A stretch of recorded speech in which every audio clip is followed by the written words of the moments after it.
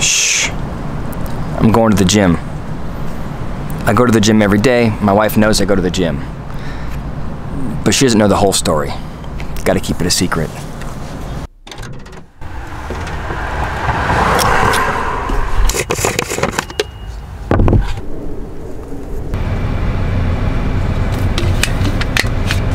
Pre-workout.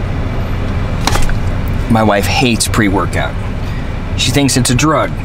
All it is caffeine, some aminos, some other stuff. Makes my skin tingle, I don't know. But I like it, and I'm not stopping.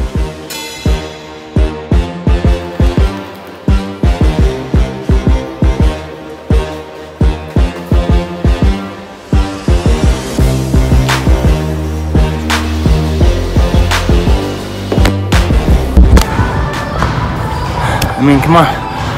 We all want more energy. All right, the trick here is to get inside without her knowing about the pre-workout. Yeah. How was the gym? Good.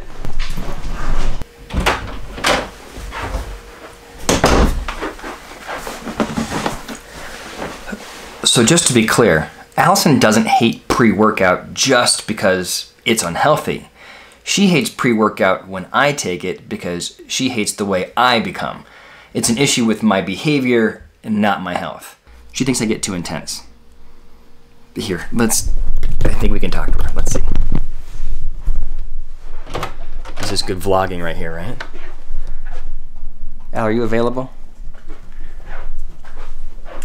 Do you like when I take pre-workout? No, not at all. Why not? It makes you a crazy person. What does that mean? Thoughtful, decisive, strong? Manic. Intense. So why all the talk about pre-workout? It's not really about my supplementation. I just wanted to give an example of an issue that creates conflict in my relationship. Both Allison and I are intense people. And when I add on vitamin B and caffeine and taurine or whatever else is in pre-workout, it amps me up and it creates more friction. You could say that when I take pre-workout or when I'm just myself, my intensity is not a good fit for Allison. And I want to make the point that you are not going to find a perfect fit with your partner.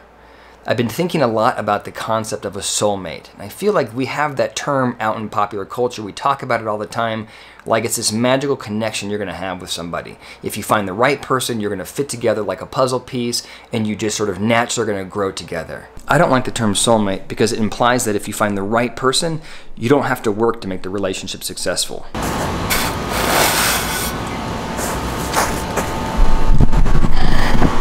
Relationships are work.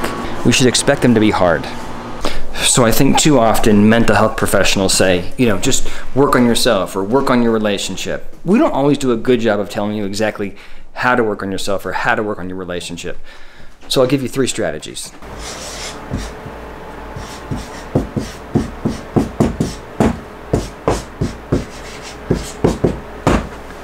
Quality time.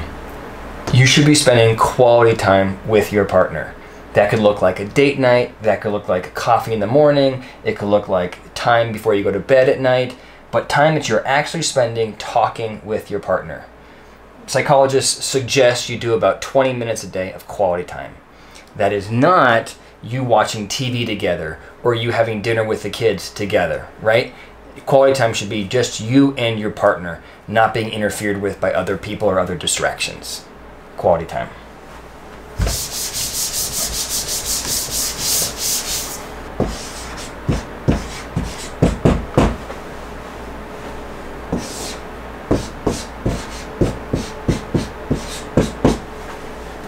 In any relationship, there are always givers and takers.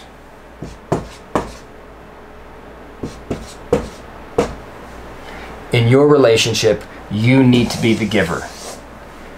And so does your partner. No one should ever be a taker.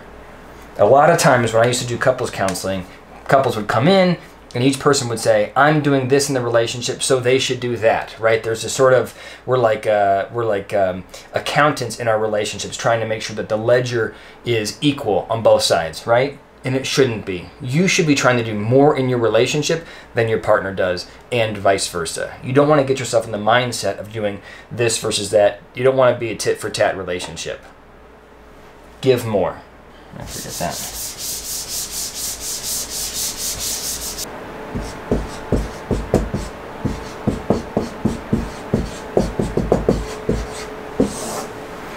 Pay attention to your partner. You should know what your partner's day is like. You should know what your partner is feeling. You should be curious about what their experience is, right? And more importantly, your partner should feel like he or she is understood. When people feel understood, they feel connection. That's what brings you together. This, I think, is the hardest to do, but of all the things we've talked about today, or all the things that you read about in personal development books or marriage books or whatever, paying attention and creating that close connection is the most important. This is what you should be really working on. If you enjoyed the video, please hit the like button. If you haven't already, please subscribe, and I will have another video out next week.